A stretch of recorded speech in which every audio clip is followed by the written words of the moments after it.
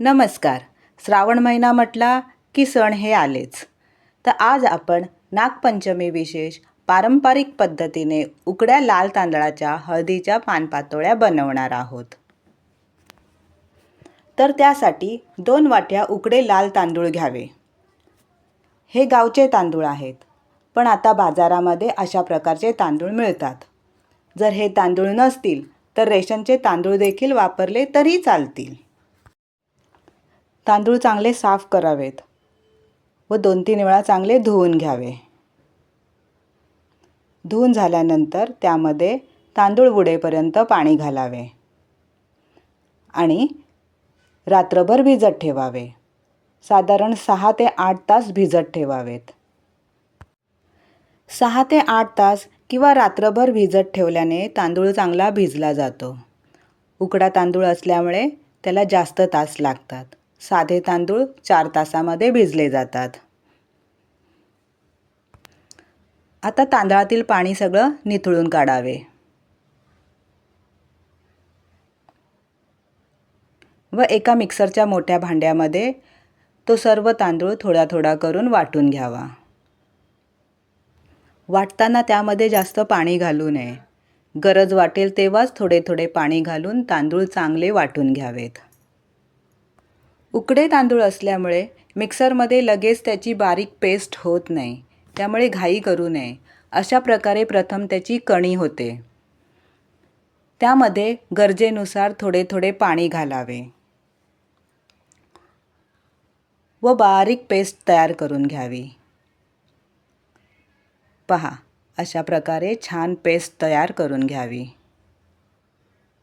जेव्हा आपण पीठ चेक करतो तेव्हा आपल्या बोटांना कणी लागत नाही, म्हणजे तांदळाची पेस्ट बरोबर वाटून तयार झाली आहे. आता ही पेस्ट एका बाउलमध्ये काढून घ्यावी.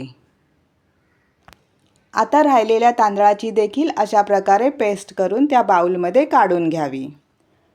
सर्व तांदूळ वाटून झालेला आहे व अशा प्रकारे पीठ तयार झालेले आहे. पहा, पिठाची कन्सिस्टन्सी अशा प्रकारे हवी. आता त्यामध्ये चवीनुसार मीठ घालावे व चमच्याने पिठात चांगल्या प्रकारे मिक्स करून घ्यावे. आता अशा प्रकारे पातोळ्याचं पीठ तयार झालेलं आहे.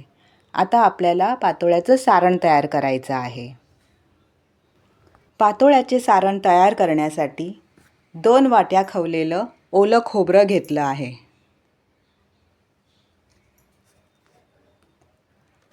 आणि पाऊण किंवा 1 वाटी बारीक चिरलेला गूळ घेतला आहे. गूळ आणि खोबरे अशा प्रकारे हाताने मिक्स करून घ्यावे. त्यानंतर गॅस ऑन करून गॅसवर कढई किंवा पॅन ठेवावा. त्यामध्ये 1 चमचा साजूक तूप घालून मिक्स केलेले गूळ व खोबरे घालावे.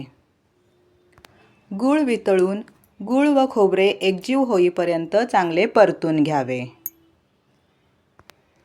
चांगले परतून झाल्यानंतर त्यामध्ये 1 चमचा खसखस, 1 चमचा वेलची पावडर, आवडीनुसार काजू व बदामाची पावडर,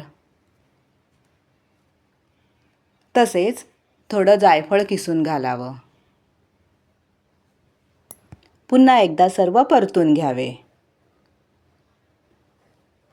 पहा, सारण तयार झाले आहे. गॅस बंद करावा व सारण थंड होऊ द्यावे. पातोळ्यासाठी लागणारी हळदीची पाने स्वच्छ धुवून व पुसून घ्यावीत. गूळ खोबऱ्याचं सारण देखील थंड झालेलं आहे.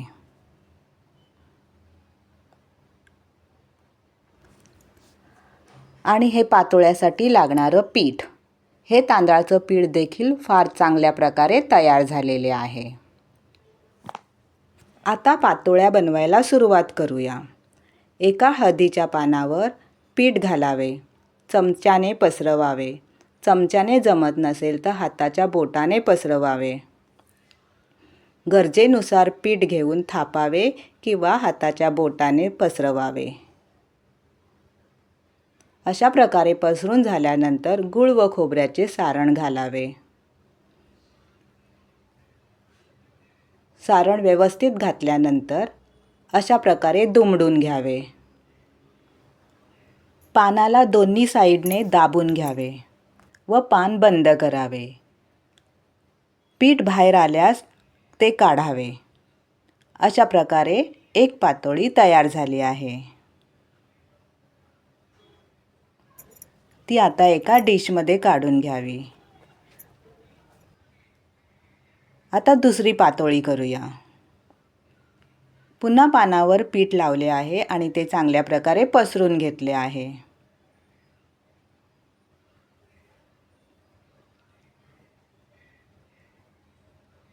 त्यावर आता गूळ खोबऱ्याचे सारण घातले आहे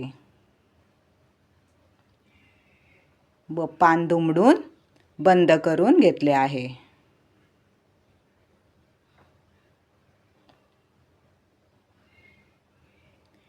आणि अशा प्रकारे सर्व पातोळ्या तयार करून घ्यायच्या आहेत. गॅस ऑन करून एका मोठ्या पातेल्यात पाणी गरम करावे. पाणी गरम झाले की त्यावर एक मोठी चाळण ठेवावी व तयार केलेले पातोळे त्यावर वाफवण्यास ठेवावे. अशा प्रकारे सर्व पातोळे रचून ठेवावेत. 15 ते 20 मिनिटांसाठी त्यावर झाकण ठेवून पातोळे शिजू द्यावे.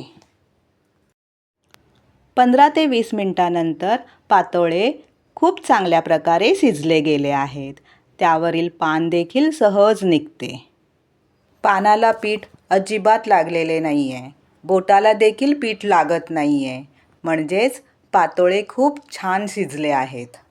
आता त्या पातोळ्यांची चाळण काढून दुसरी चाळण ठेवली आहे व त्यावर उरलेले सर्व पातोळे ठेवून द्यावेत. सर्व पातोळे रचून ठेवावेत व 15 ते 20 मिनिटांसाठी झाकण ठेवून वाफू द्यावेत. अशा प्रकारे सर्व पातोळे तयार करून घ्यावेत.